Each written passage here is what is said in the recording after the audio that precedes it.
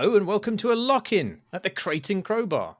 This is a lock-in which partly explains my absence from regular podcasting duties since the beginning of this year, and that explanation is Teeth, a tabletop role-playing game about occult criminality and monster hunting in a cursed corner of 18th century England, which you can back on Kickstarter right now and turn into a real-world book that you can admire and perhaps even read. I co-wrote this 320 plus page megatome of horror and silliness with the much esteemed game developer and writer Jim Rossignol, who, as chance would have it, is also on this extremely self-indulgent podcast today. Hello, Jim. Hello, Marsh. How are you? I'm good. We've been making this game for 3 years, Jim. Why? Why did we do that to ourselves and to a more dilute extent the world? Oh my goodness. Yeah, I don't know. I don't know. Like, you started it. Oh no, maybe I did. I can't remember now. Well, I mean, actually, I think the whole thing started off as a sort of spin-off from Simba Room, the game we were playing in our regular role-playing group. Yes. It's an amazing setting. It's just this fabulously grim and slightly off-kilter fantasy about a place with a massive, horrible forest in it. And it's but it's paired with these rules which we just didn't quite jive with as a group, and that sort of inspired you, I think, to see if you could try and adapt it to the Forged in the Dark rule set. And then as these things snowball, you ended up wanting to make a setting all of our own, and that was a fantasy setting. I started drawing stuff for you and then started getting involved in the writing as well. And then eventually that morphed into a historical English setting, which I think was at one point the 16th century and then maybe the 19th century. And we sort of split the difference and landed on 1780 as the year. And then after about 6 months of development, you suggested we work on some other stuff, some one-shots to build a head of steam for the project. And as a result of that, we ended up releasing 3 standalone modules, each bigger and more weird and complex than the last. I remember that. Night of the Hogman, Blood, Cotillion, Stranger and Stranger. And now we are poised to release the mother of these mini books, Teeth itself. Which we had mostly written by the time we started on the one-shot stuff, mostly.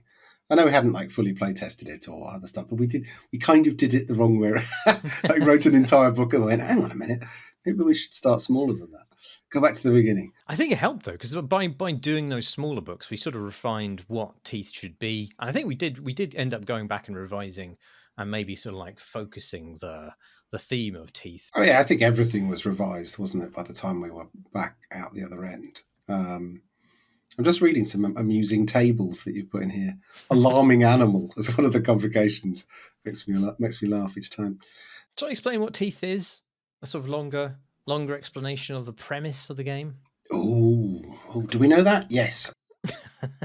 I mean, just to get down to brass tacks, it's a game for 3 to 6 people, including a games master, in which the players take on the role of these specially trained killers and trackers and academicians, which is a word that we recently discovered we didn't make up. That is real. And each of these players is uniquely scarred by some occult encounter in their past, and they've all been commissioned as a group, as an outfit, by the English crown to identify and root out and destroy these sort of nightmarish things that are plaguing a remote tract of England called the Vale of Duluth, which is the site of a terrible alchemical Chernobyl equivalent, which occurred some 48 years prior. And the entire area has been cordoned off with those who are already living there, trapped inside. And the only people that can come and go to this region are those who carry some sort of royal assent, like the hunters themselves or militia or other delegates to the crown who manage the acquisition and flow of occult artifacts from the Vale, with which King George himself means to bolster England's status as a colonial mega power and crush his enemies at home and abroad. We really wear our influences on our sleeve, and we're not shy about it. Like the Stalker stuff that I've obsessed over for years is right there, as it was with Simba Room, actually. And you say we keyed off that game originally. This sort of fantasy of an uncanny, contaminated zone that players must get into and then maybe leave. I think like just sits in the foreground, my imaginative foreground all the time, and it's cropped up again here, which I really like. I think we're and maybe I used to feel maybe a little bit shy about that stuff, like what I was most excited about.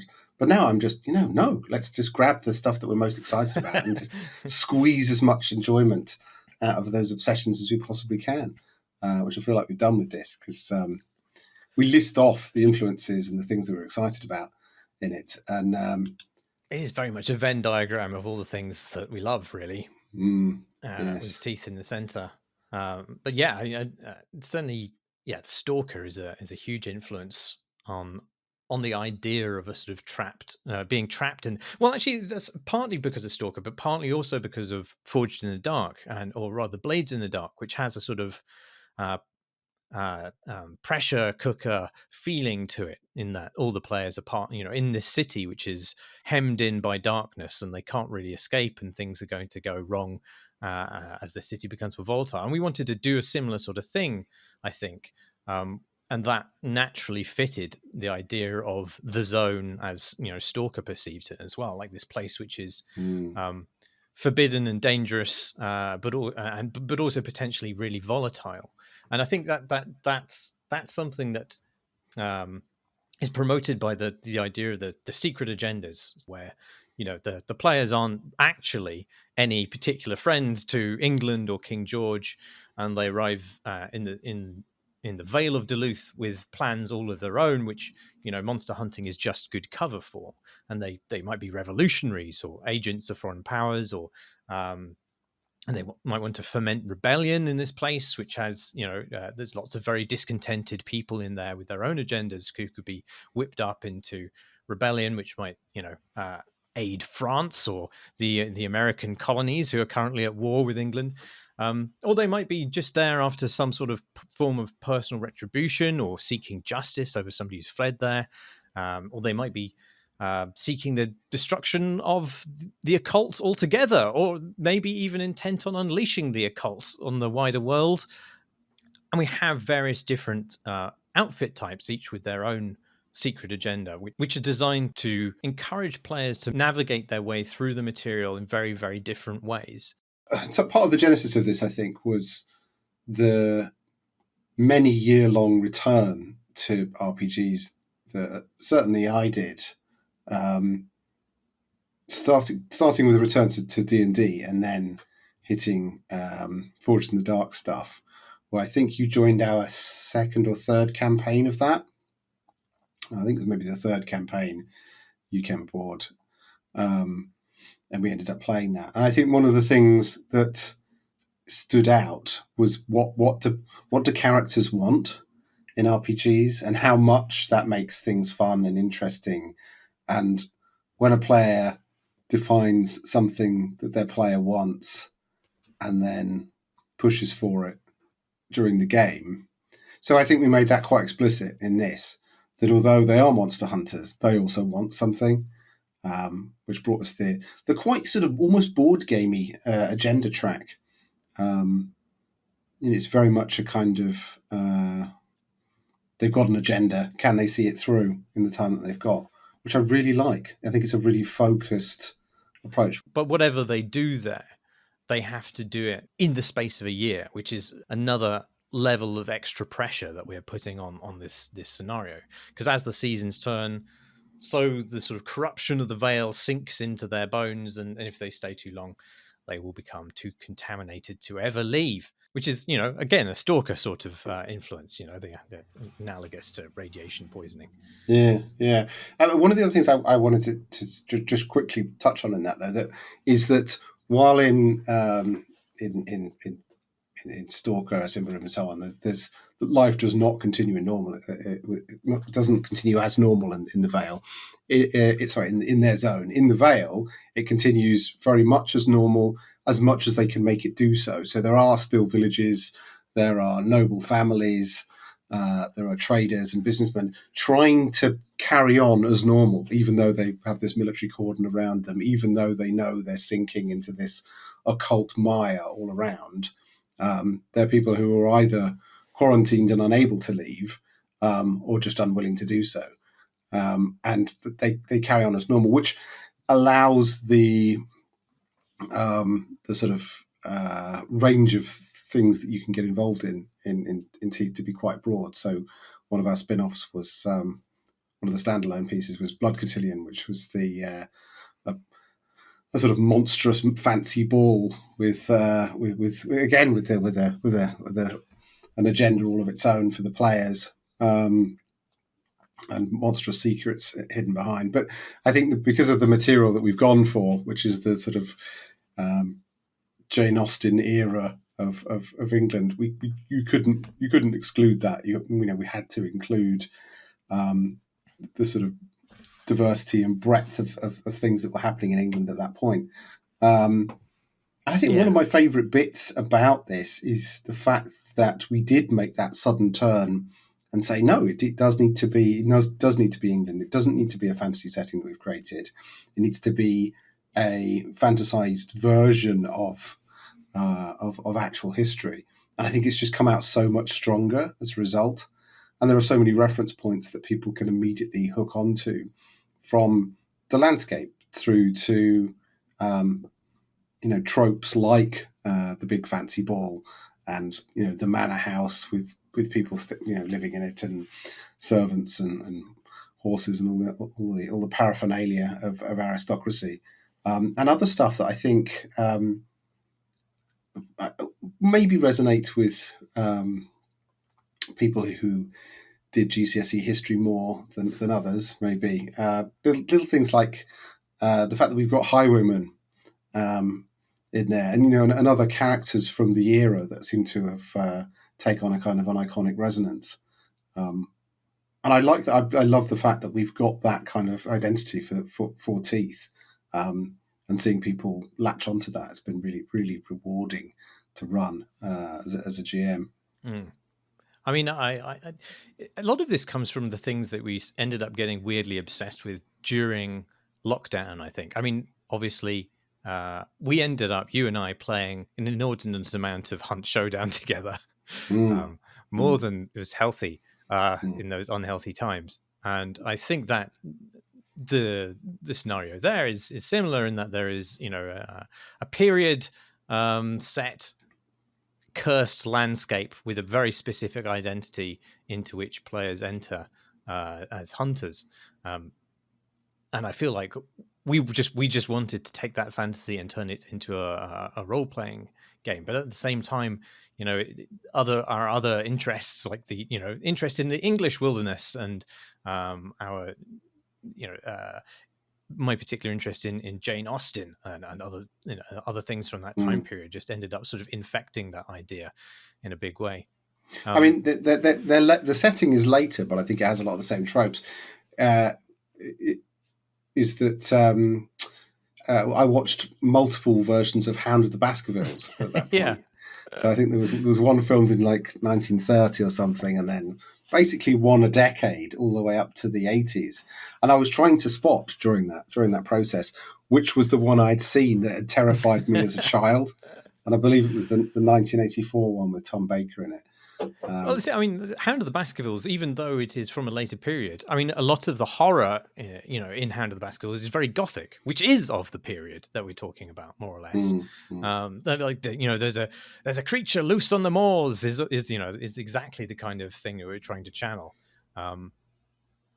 Yeah, maybe we should talk a bit about the sort of the core experience of the game. Like, what is the sort of game loop, as you might describe it in video game terms?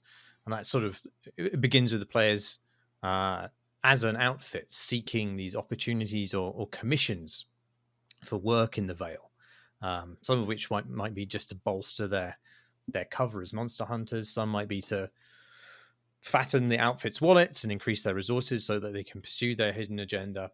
And others might directly further that secret agenda.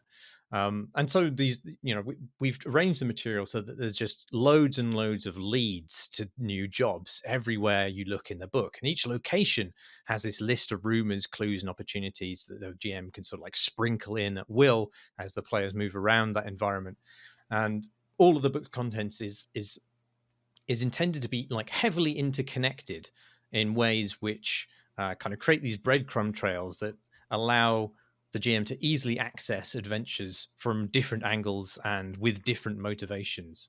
And so once that objective has been decided by the players then travel to the location across the wilderness, which is a very significant thing in our game, facing challenges and diversions along the way. And then when they're there, they do the sort of Hound of the Baskervilles style unraveling of the mystery at that location, and they're like poring over gory aftermath of a monster attack, or interrogating witnesses, or unpicking lies, and ultimately trying to identify the type of creature that's responsible.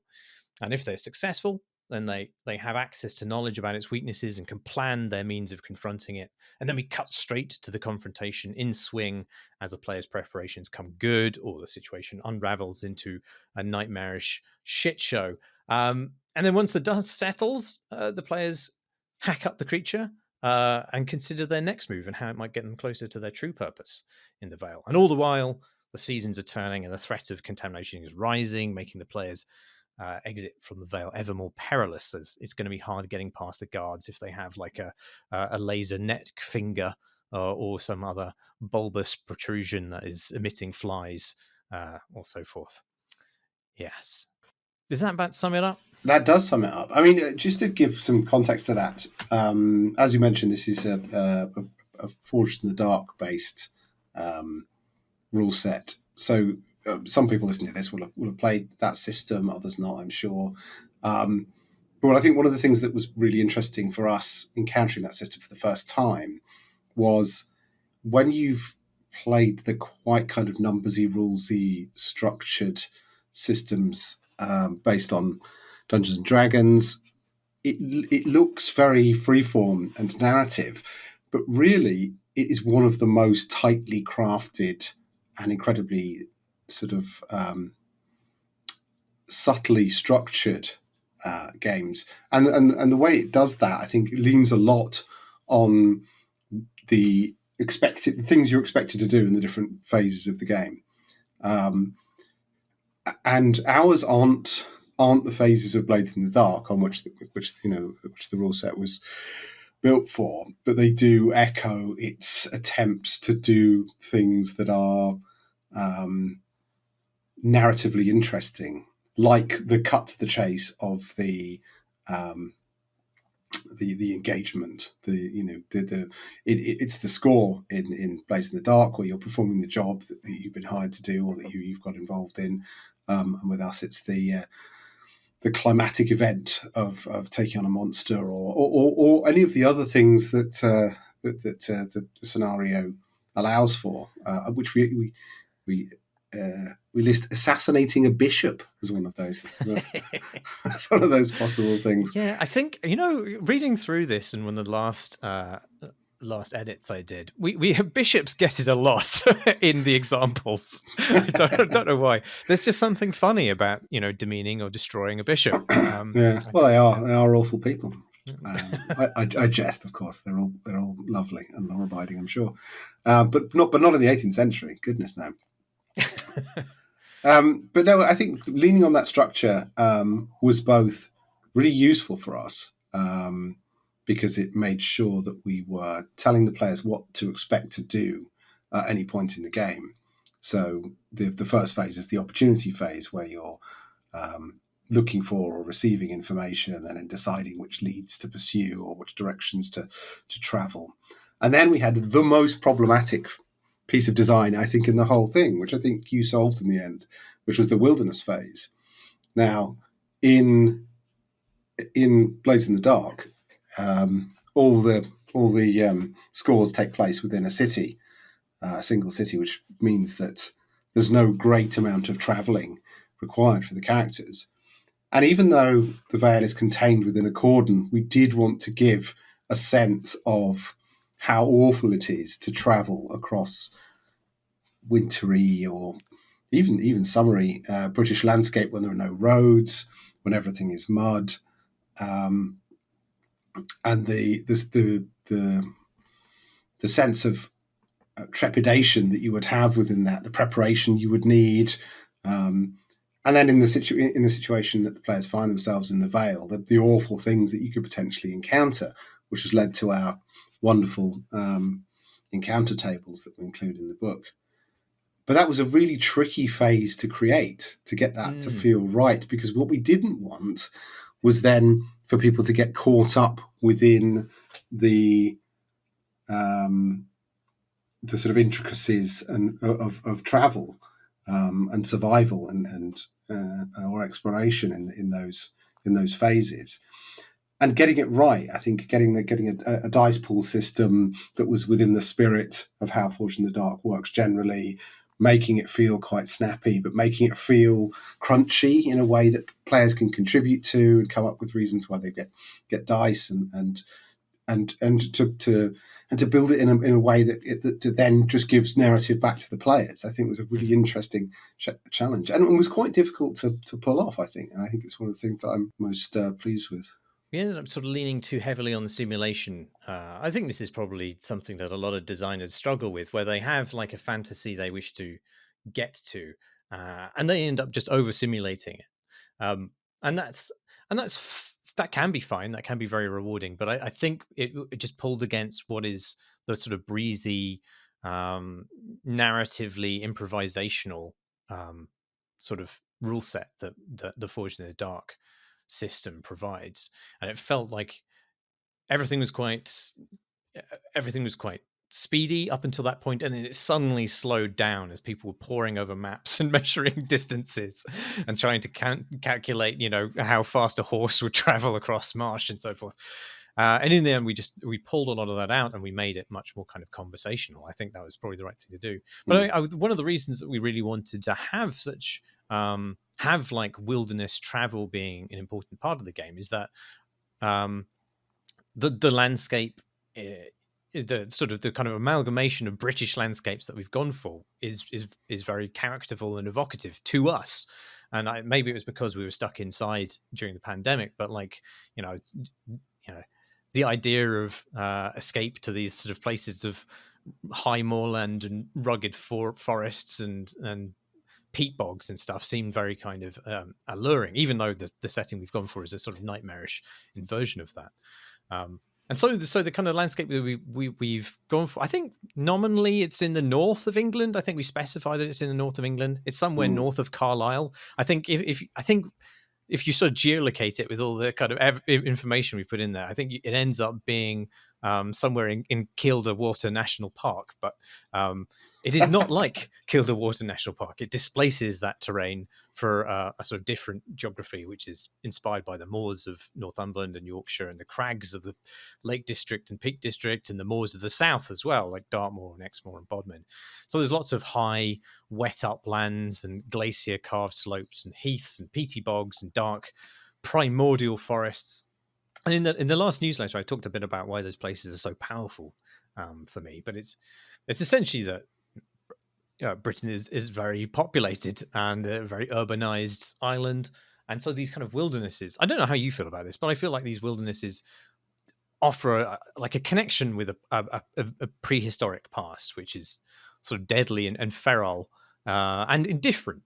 I think that's the thing that I really like about them. Is we wanted to get the sense that this landscape isn't for people. It doesn't serve them in the way that design spaces serve us. It's dangerous and fickle, and it can easily spell the end of an unwary traveler. And I wonder if that feels as interesting to players who come from bigger countries, because like I'm in America now, and in America the whole vibe of national parks is just different. Like in the UK, national parks are generally quite rugged and ramshackle, but they're not necessarily terribly accessible, but they're also not that dangerous. Like they've generally been tamed to some degree. Like you can definitely absolutely die on Snowdon or in Dartmoor, and people do every year. But like if you're equipped for the weather and you don't stay off the beaten path and you aren't wildly unlucky, it's rare that you'll face a lethal hazard while hiking. Whereas in America, I don't know, maybe it's just because the place is so much bigger generally and the parks are bigger, but there feels like there's this starker dichotomy between the tamed and the untamed. So you'll go to a park and it'll be like up to the very kind of limits as wheelchair accessible and tarmacked as it can be. And then if you step off that tarmac path, you're really on your own to a much greater degree than you are in the UK. Even if that trail that you're walking down is a known hiking trail, it just feels much more kind of wild and inhospitable, or like not inhospitable, but just indifferent in the way that we're trying to access. So maybe Americans will see this and will be unfazed by it and be just like, yeah, it's just like the last time I hiked the Appalachians. You know, what's the big deal? But yeah, sorry, a bit of digression there. But I guess that's all to say that we want players to feel that sense of indifference to the environment and to meet that challenge with some amount of foresight. Yeah, and I think we did try to capture some of the weirdness of those wilderness landscapes in Britain. And my contribution to that newsletter bit was to talk about their eeriness. I find when I've been in North America, although I'm talking more about Canada actually, because I haven't seen much of the US wilderness actually. I've seen more Canadian wilderness than I have United States wilderness, but there is a sense of sort of enormity and ruggedness, and there are bears, of course, which is never good. But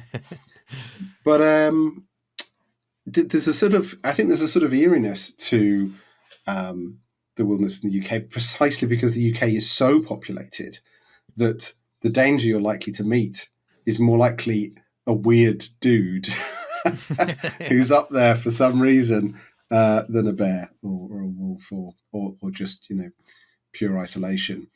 And we certainly provide some weird dudes in Teeth for you to meet. Yeah, but yeah, so the wilderness phase, as we ended up on, is building a dice pool for travel with certain kinds of preparations, adding to that dice pool, and certain criteria relating to the season or where you're going, removing them.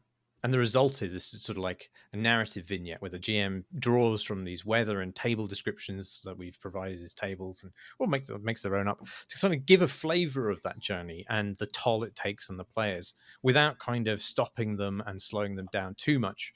But then at the same time, there are opportunities for encounters in the wilderness, of which we've suggested, I can't remember exactly how many, over 80.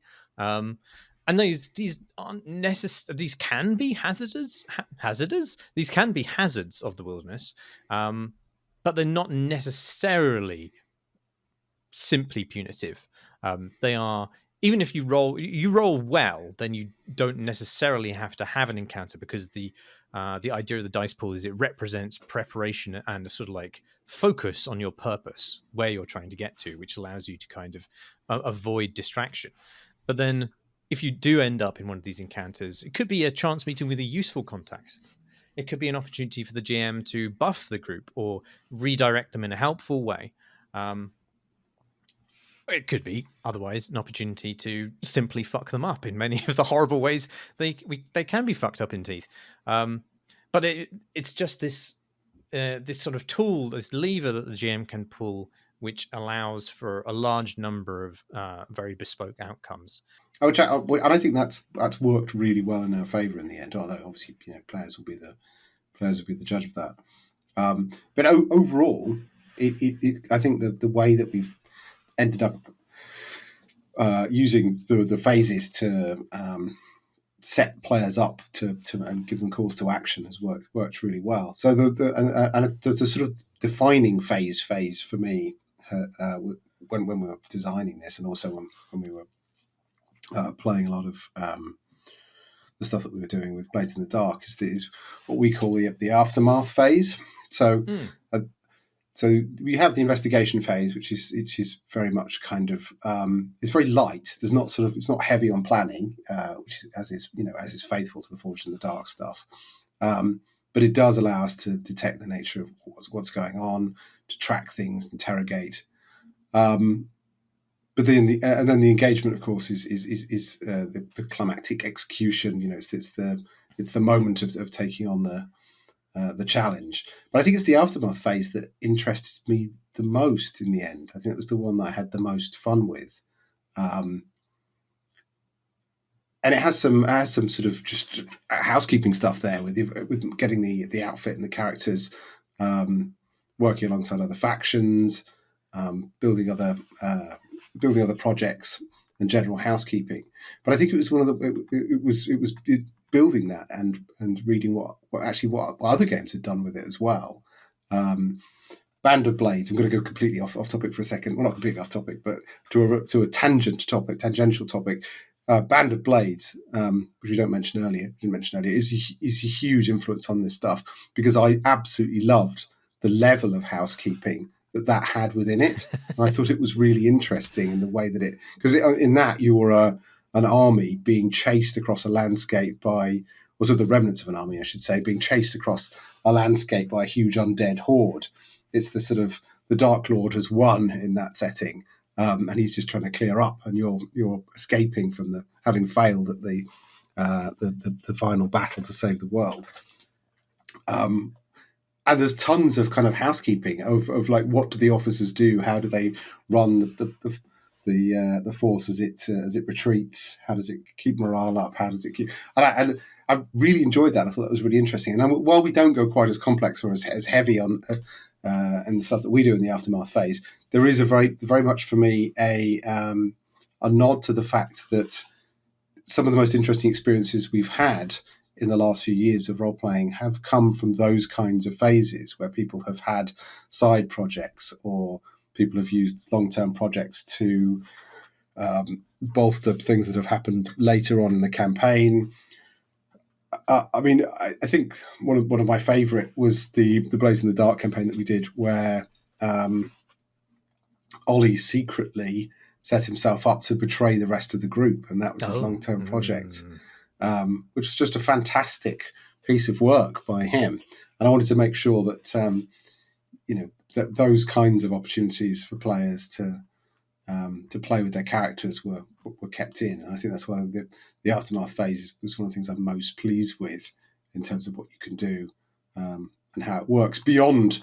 It's from those familiar with Dungeons and Dragons, this is essentially the spend experience points and spend your gold kind of phase, but there's a lot more to it to that, and there's some sort of maintenance stuff and, as I say, sort of housekeeping things going on, including the complications section, which I think I got an enormous amount out of.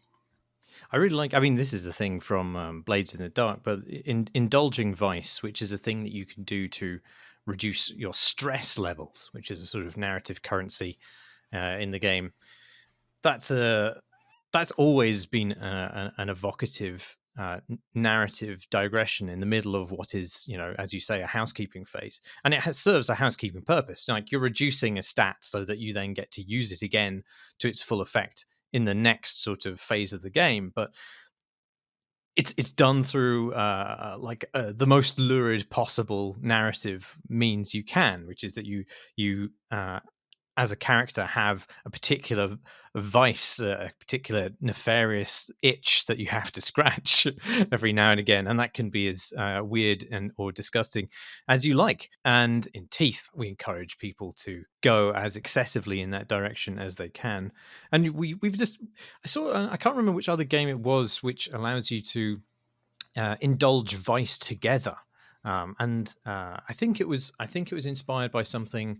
One of the rule sets that the role-playing group Friends at the Table were playing, and they used it as a way of bonding players together, both in narrative terms, like players would actually learn something about each other's characters, and they would form a sort of bond in that sense, but also there would be some kind of mechanical bond that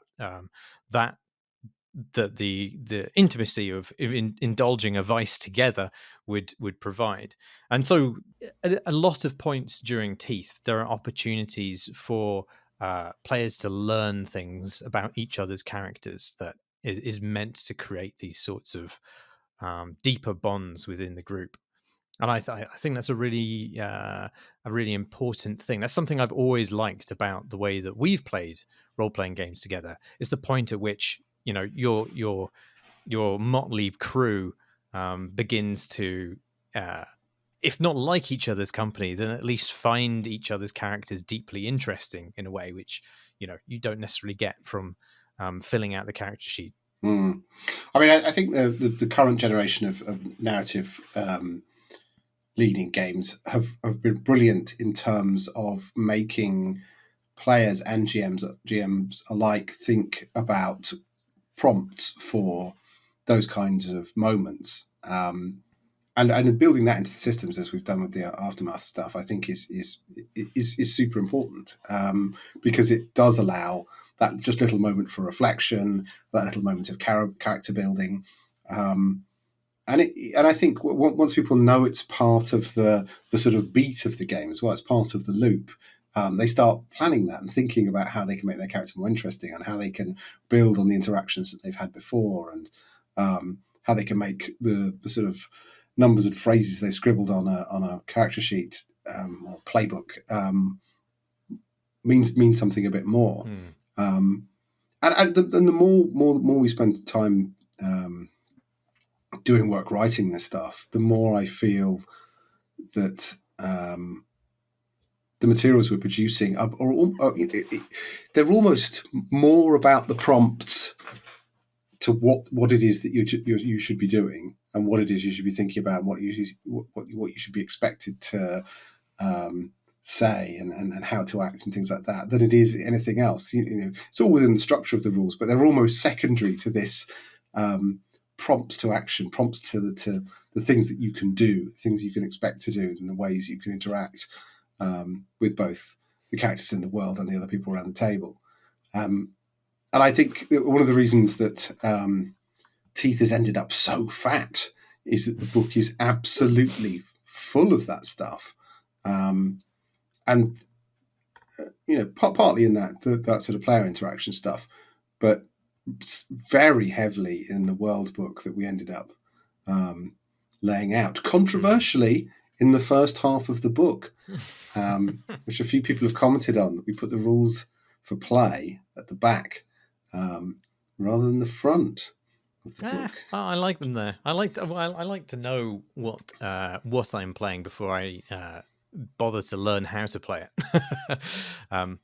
Maybe that says something about my level of detail when it comes to rules. I don't know, but I like it too. I think it's worked particularly well. I think there are a few of the books I've noted in my collection that have got the world at the front, but I think the way we've done the world and the way this ends up, the way the presentation ends up kind of guiding you through the book, I think is fantastic. And there's a bunch of influences there in terms of the stuff I produced, but I think I can't think of another book that manages to do some of the stuff that we've done, like the map of Gatlock having that kind of period map look to it, and having some, I don't know, it's a obviously completely fictional place, but I love the kind of sense of authenticity that some of it has, with like the old town and then the rows of terraced newer buildings, and the way we built fictions off that, and the people who would live and work in them, and the number of characters that are created just from a side, just a side mention. Like we quite often have a major character, and then there'll be his assistant, which is often just a name, or perhaps a one sentence description, and then for each section that's followed with a rumors, clues, and opportunities piece, which has got calls to action, little kind of asides, sometimes just pure flavor text, other times genuine mysteries. And I've always really enjoyed books that do that and really go to town on that. Monty Cook's Numenera, it couldn't be more different as a setting, with its kind of like high science fantasy future stuff, but that does that in a similar way, where every section has these little glimpses of the universe. A crystal man is upon the hill. What does he want? I love that stuff, and then it's just absolutely brimming with it. And we've ended up going that way with Teeth as well, that every section has some mystery or weirdness that I, as a GM, as a habitual GM, that's the stuff I'm always looking out for when these books land in my lap, and I want to, as soon as I find that, I want to start building. And I love the fact that we front-ended the game with that, because it feels like a sort of letter to the GM, like, look at all this stuff that you could make stories with, and all these weirdos that you can throw into your campaign, and these creatures that live in lakes and forests and these weird buildings. And it's quite architectural teeth, actually, thinking about it. Like the I just mentioned the different buildings in Gatlock and stuff, but you did a little diagram of one of the old pubs. I think it's the King Willem pub, and then there's several floor plans of the some of the grander buildings. And kind of unnecessary in a game which doesn't have standees or miniatures, but so much flavour to it, and why not? and of course our bizarre downward library, which is a tower placed in a pit, so that the top part of the tower appears to be a normal building, but actually it's a tower going down into a big pit. That was just a phrase that I sketched on something ages back, and it spawned a whole section of the book, and the fantastic illustration that you've done for the pit descending into the earth and then going under the ground. I think that was a good process of yes and in our back and forth edits of this, where you would put something down which was just an evocative sounding thing, then I'd get obsessed with some aspect of it, and then you'd fill out some more, and then it would fill out some more, and then I discovered that it was too short in the page, and I had to add an extra paragraph, and then it becomes something kind of much deeper and weirder and richer, and I don't think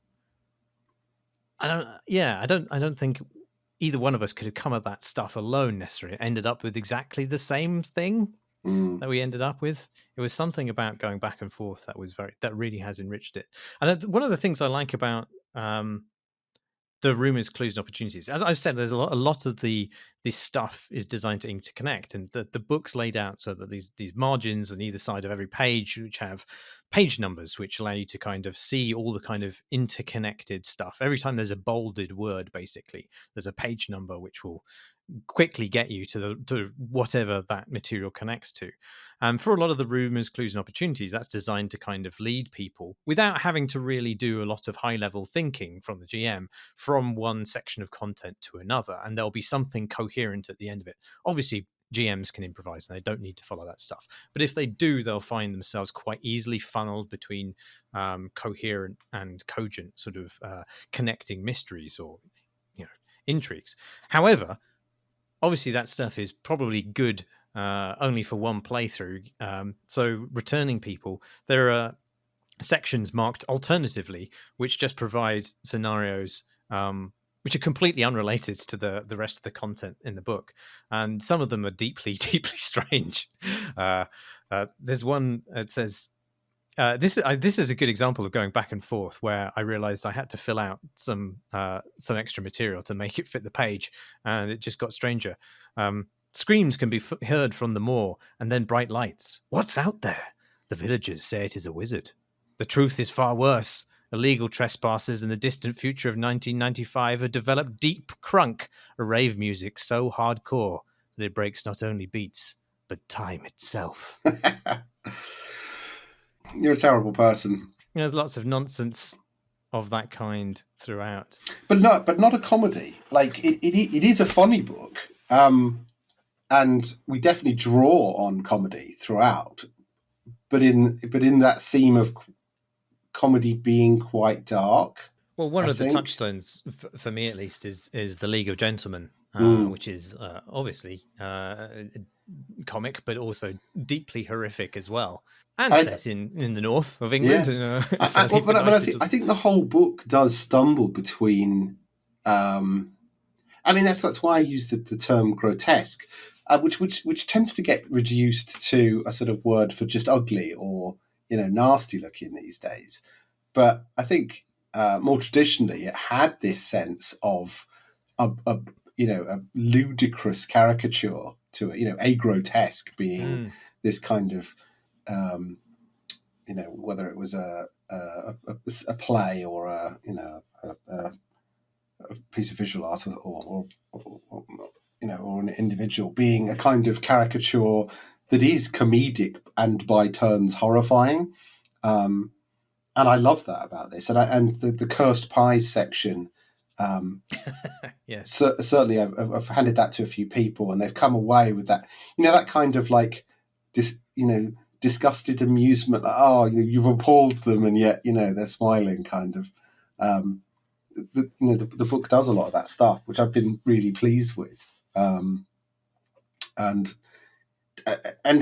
fact that it's set in the 18th century, but there's plenty of genre bending and breaking, and as you say, time traveling ravers and so on, means that it is one moment very funny, and then others quite grim. I quite like the cursed pies for the diversity of outcomes that there are. Like, the descriptions still make me chuckle anyway, but just because some of them are just really good, delicious sounding pies. um, but then, some of the resulting curses could be anything from like something which might have some mechanical consequences, where your skin burns with a bright red rash, blisters form on the recesses of your flesh, it hurts to piss. I mean, you can see how that could be a problem if you're trying to talk to people and they're disgusted by your appearance. But then there's sometimes it's useful, like you must suffer a continual ticking sound which rises to a rapid knocking as loud as brass on an oak door whenever other people can see you. And so that's that could be useful, in fact, if you're trying to move unobserved. And then there are other times when it could just be a completely useless role-playing hook.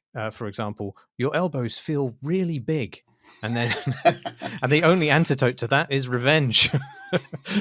I don't know really what you do with that mechanic. But I think that speaks to the stuff I was saying about prompts. The book is just absolutely heaving with stuff that is funny or stupid or just pushes people to. Because I think, and as much as I think you and I should take all the credit for how amazing this book is, it is true that there were players who played it with us who were funny and inventive and silly and helped define the tone of the whole thing by for sure by buying in. And the buy-in is always the thing, right? Like if your players don't buy into the conceit of what you're running, then they don't. The thing just doesn't work. And I feel like certainly everyone who play tested this stuff, although perhaps the scene was set a little bit by most of those people playing the standalone games beforehand. They understood the assignment, right? They knew it was going to be crazed yokels, and that they understood the sort of Englishness to it. That there was going to be a kind of like Blackadder farce while the horror was going down and shambling abominations were coming to take your skull. Can I read two of the testimonials that we've shillishly put on our Kickstarter page? But they give you a sort of flavor of the things that other people than us ended up doing within the rules. My characters. This is from Nils Anderson, who's a developer on Firewatch and Mark of the Ninja, amongst other things. He said, my character's best friend was a 6-eyed horse named Meredith, and she was beautiful, and so is this game. Bless him. And then Tom Francis said, this is about Stranger and Stranger, one of the one-shots, actually, rather than Teeth itself, but I feel like it's applicable. An antagonist turned into a swarm of bees. Our horse husband ended up as an invincible baby wearing a massive psychic skull. And our finale was played out by a dog with human hands singing Irish doom folk and another player's giant, mutated, naked, unconscious son. And that stuff did happen in all of the playtests. I think my favorite anecdote is one of the sort of we have these sort of magic rituals that can be enacted, which help to weaken the foes that you come up with if you've correctly identified them. And one group, I can't remember exactly what they did. There's several stages to a magic ritual, a flashback ritual particularly, where you have a series of increasingly hazardous group actions, two of which are sort of preparations, which might be like, I don't know, capturing and milking poisonous toads or something like that, and then one ceremony, which might be in that instance like surviving the mass hallucination that the players experience once that toad venom is ingested. But like one playtest ended up with the group creating a spiral staircase out of puke, which is just immensely pleasing to me. And I don't really recall how it helped them, but I think maybe they got like a height advantage because they realized that the giant vegetable monster that they were confronting was vulnerable in some way from above, and this flashback ritual allowed them to get that height. But just the fact that other people were coming up with this stuff unbidden, well, sort of somewhat bidden by our Partially structure bidden, around it, yes. partially bidden, yes, is very gratifying, because that's exactly what we wanted them to be doing, and they are without our direct prompting.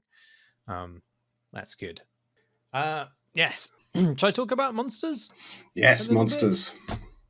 Yes. So, slaying monsters is obviously the crux of Teeth, and we have 33, I think, monsters described in some detail, each of which have their own sort of telltale signs and giveaway signs that the players can investigate, although there's intentionally actually some overlap between these creatures, their evidence for them, so that seasoned monster hunters still need to dig a little deeper to actually kind of pick apart the truth and correctly identify the creatures and then exploit their individual weaknesses. However, one of those 33 monsters is in fact a table from which you can derive 160,000 different monsters. So I feel like there's probably enough monsters in there. You can create any kind of corrupted creature or human you like, and using this table, you can piece together different forms, unsettling countenances, and whatever, deviances of the mind, and unnatural essences and appalling mutations, combining to create a unique creature of your own devising. And the point of this is that each monster has its own weaknesses that the players are encouraged to exploit, and they come up with this short plan of action that is then quickly put into motion via another dice pool roll, number of dice, depending on how successful they were in identifying the creature in the previous phase. But also they have the opportunity to flash back to a ritual if they fully identify the creature, which allows them to do the spiral staircase puking, as previously mentioned. How do you feel about our monsters, Jim? Well, they're absolutely horrible. Wow, I was surprised by how appalled by some of them I ended up being. But what was the most interesting thing about the creatures for me was how like a monster is almost like a problem or like a puzzle or a situation or a kind of situation, and there were just certain notes that we wanted to hit. Like obviously there's a great hound because been watching Hound of the Baskervilles over and over across many months. But there's also things like Jack of Rags, which is a character that I'd introduced in other games, which has a kind of enigmatic, one of those kind of Green Knight type entities that is mysterious and playful. And then others that are just sort of leftovers of things seen in, like Cramley's worm. Where did that come from? That was one of yours, I think, in Origin. I think it definitely was, yeah. I think it maybe comes from the Lambton worm type kind of stories, the kind of stories of great kind of horrible eel-like creatures. And then other things like the shape in the lake, which are more tied into the plight of individuals in the world. So we created a character, Lord Mulhall, who's worried about what's in the lake. So of course we've created the thing that he's worried about, even though other people don't necessarily believe it's there, and so on. And I've got a great deal out of that, I think, and I'm hoping that other people will pick up those, and I'm sure they will use them in very different ways to the ways we use them in playtesting. The stranger too, of course, the sort of devil-like figure, although is he kind of? I like the ambiguity there as well. Well, there's ways in which that ties back to our one shots as well, and there's quite a lot of for people who've played the one shots, they'll find quite a lot of references back to things in the one shots, characters who appeared in the one shots, who have met their fate in various different ways, and may still be in evidence somewhere in the Vale, and their stories continue in ways which I think will be quite amusing to people who've played our previous games. Yes, the monsters were particularly satisfying to write, especially those from a mechanical perspective. It was enjoyable coming up with things that were unique in the way that they are a threat to you, in the actual kind of the mechanisms by which they will seek a battle or can be battled, and the vulnerabilities and strategies that are at the player's disposal to counter them. Again, they are just designed as prompts. In fact, they may not even be true. It could be just rumored that you're immune to a particular kind of creature's poison by having a live eel in your trousers or something like that. The GM can propose that as knowledge that is available in the world, but whether it's reliable or not is another it's another thing. I don't think I mentioned this actually, but I've loved what your depiction of fairies in the book. Again, just absolutely hideous. Well, I had to sort of the fairies are also absolutely horrendous in Simbaroom, right? Fairies are. Oh no, that's elves actually. Oh no, but fairies are a kind of elf in Simbaroom, right? The fairies are like the because the elves appear in like several different stages of life, and only one of those stages of life is identifiable in any way as elves, as they might be depicted in other forms of fiction. But one of the kind of the sort of the juvenile forms of elves are as these little nibbling creatures, fairies. And I felt like I need to do something similarly horrible with the fairies in this, where they're sort of puckish little demi-humans, of somewhat like gangly toddlers, but whose faces are subdivided into 4 petals, each of which has its own eye, and this sort of like little puckered mouth from which they can issue chirrups and occasionally a sharp barbed proboscis.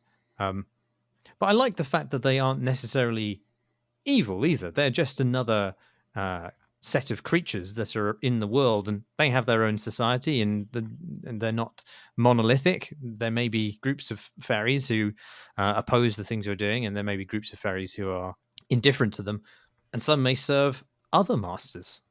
Yeah, I mean, I think I'm super pleased with just the sheer diversity of what we've done with the monsters, from some of them being folklorish things, names we picked up from lists of creatures, to stuff that is like the dog makers, just genuinely being quite eccentric, and also provided some just fantastic role playing opportunities. I was going to recount the Ollie and the dog makers, but I almost feel like that's such a great setup that other people may do the same. So I don't want to spoil it. Fair enough. What else is there to discuss about the game? There's magic. Yeah, I mean, we sort of touched on magic. We're talking about rituals and stuff. I mean, this isn't a game of, although we've mentioned wizards and so on in this. This isn't a fantasy game of magic, is it? It's very much a.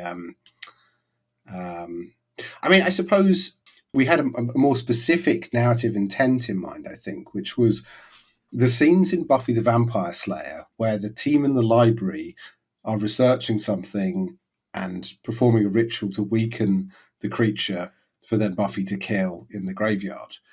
And we wanted to handle that via flashback, which is another mechanic that's obviously come to us through the Forged in the Dark rule set. in case people listening aren't familiar with that specific mechanic, it is super interesting in that it allows you, at the cost of stress, which is the sort of narrative currency for the game, to say, all right, hold this for a moment. Earlier, we did X. So there's a guard at the door. Let's get a flashback to us buying him drinks and bribing him the night before. But we want to take that slightly further with the way we did rituals, in that you could have a flashback to what you did to weaken the creature magically. And I think the influence for that were those kind of scenes in, I say Buffy because it's probably the best known, but I'm sure there's plenty of examples of the way of that being, how did they beat this creature that was impossible in this kind of storytelling, and then it cutting back to the ritual, the magical process being, or just straight up research being conducted before the event. And I really like the fact that we then ended up basing at least some of the way that we interpret magic on that conceit. Yeah, I think the way that magical actions can be conducted in Teeth is a bit different from both D&D and Blades in the Dark. In Blades in the Dark, it's very freeform. In D&D, as you say, you have specific spells, but in Blades in the Dark, you can your magical powers are only curtailed by the level of effect, really, that the GM decides your intention will have.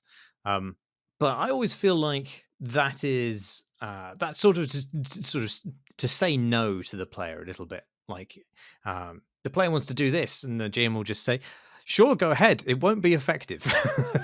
And that although it's very open, like you can do a lot of things. There is no curtailment on the kinds of things you can think of to do. Limiting the effect always feels a bit like a bit of a letdown in a way.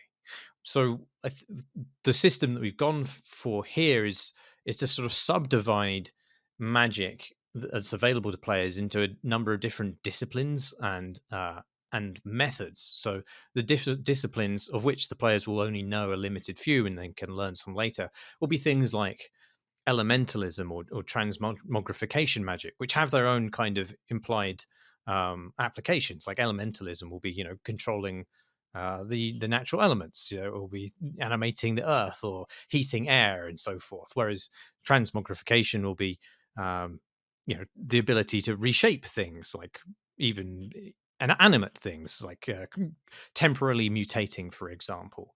And then separately from that, the players also learn these magic methods, the means by which those things are applied. So like that might be directly touching something, or it might be by concocting potions.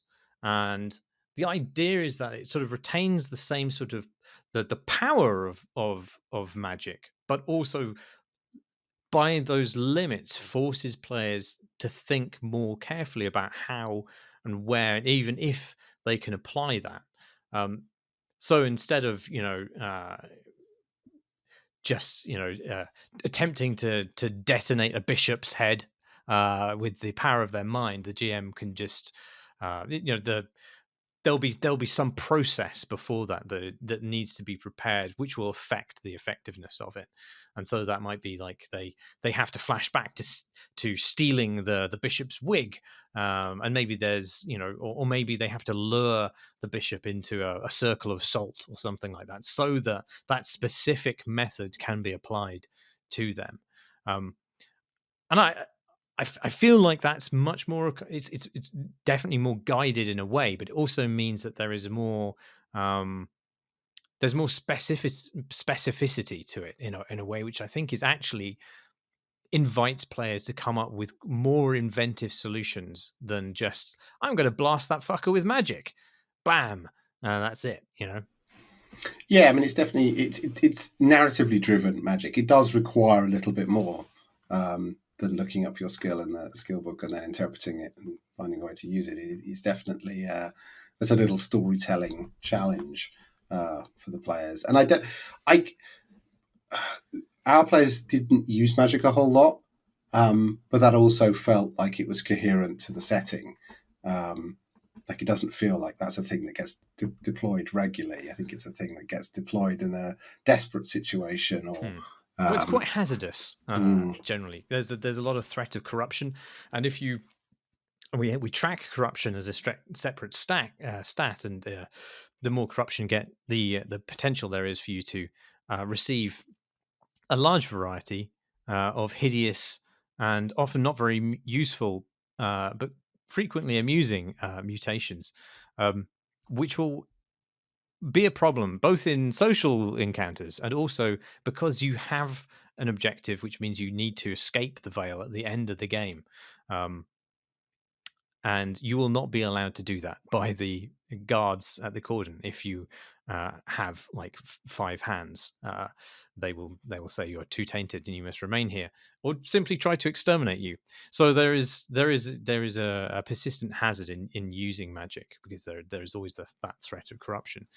Oh, I mean, just what you touched on there, I think is interesting in terms of explaining the way this game works. In that there is actually a win state because it's set against the timer. Because there is, you want to complete your agenda track and get out.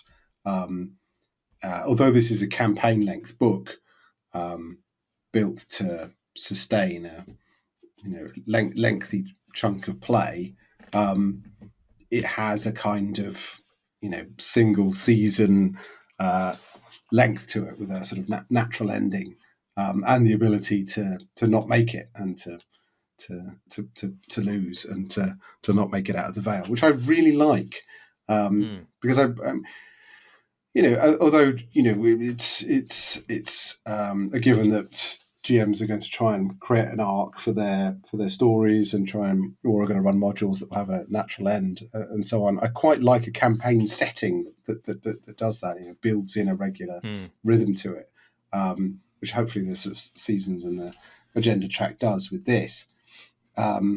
There's many kind of gradations of failure as well. I mean, you can fail your secret agenda and still escape the veil, but there are criteria which will determine how much of a nice life and how long it is after the conclusion of the game. So there's always an epilogue which may be affected by your level of success at your secret agenda. And I think the secret agendas are also part of the key to the game, not just because they shape different players, different groups' journey through the material we provided, but I think it also projects a sort of a possibility for some degree of political engagement with the time, and a reflection on how we view it now, which is to say that it's not just an inert backdrop with some wigs and stockings thrown in. Like I feel like the past few years has seen something of a reckoning with Britain's history as a colonial power. Well, I say reckoning. For some people, it's been a reckoning. It's definitely become controversial whether or not members of the Spectator are able to actually face the facts of it, or whether they're still shrouded in the comfort blanket of national exceptionalism and nostalgic jingoism, or denial. But in any case, it feels like it would have been like a missed opportunity as much as anything else for us not to give players an opportunity to engage with the ideas of empire and justice that were big thorny issues at the time and have only sort of since been elided and shuffled out of view. In fact, I think whilst I was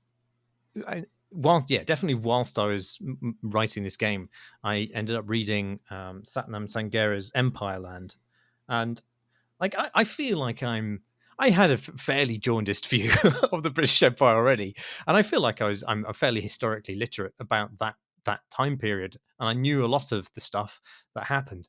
But man, that book, like every page is just another draw-dropping terrible thing that the British does at that time, or across the centuries around that time. And it left me so angry, Jim. Not just angry at Britain, which is the past Britain, and the people involved are dead. So there's limited function for that anger. But angry at my education, which did not include any of this stuff, generally speaking. Anyway, the point is that we want players to work against the British Empire if they choose. We're not making this game for British people exclusively. Americans will feel very differently about the role of King George III and Britain at that time, because they were fucking fighting them. And they have the choice to oppose British injustices, at home and abroad. They have the chance to right social wrongs if they like or if they can. They don't need to do that. They don't need to be good people. In fact, they're probably not very good people. But we want that space to be available for like a sort of pop cultural revenge against the British Empire. But it's a thin line to tread, because we also don't want the game to be a traumatizing experience that forces these uncomfortable issues onto players without their full consent. But there are kind of threads of radicalism there, which aren't historically inaccurate, but they're there if the players want to pull them and unravel things. It's been a real pleasure engaging with the material on that basis. That it has a lightness of touch to it, and it is silly, but that doesn't mean we haven't taken it seriously. Someone who is very familiar with that period and has read as you have, I feel will get something out of it, as much as someone who for whom this is largely flavour and backdrop. And and it's there to engage with or not, depending on how you want to use it. And you did write an excellent little breakdown of what life was like in that particular period in time. I hope it's accurate. Who cares? The whole book's fiction. Exactly. Well, that's the get at, isn't it? I think there is some value in placing things more specifically in a particular time period. I think fiction gets richer for it, but at the same time, I don't want players to come to this and think, oh God, am I being anachronistic by saying they could have access to this and then having to Google Wikipedia? That's not the experience we want. So there is obviously flexibility. It is a different fiction. It's not reality. There is magic. There has been an alchemical catastrophe in a part of England which is actually too big to fit in the part of England that we say it's in. So it's not our reality exactly. So if you discover a need for an invention that was made 20 years later, don't sweat it. Put it in there. And equally, if players might not want to engage with some of the horrific bigotries that were around at the time, or the restricted roles that women played in society. Obviously, we want people to play this game, whoever they are, and feel comfortable doing so. And so, some degree of license with history is absolutely essential. Anyway, even though I did play with the idea of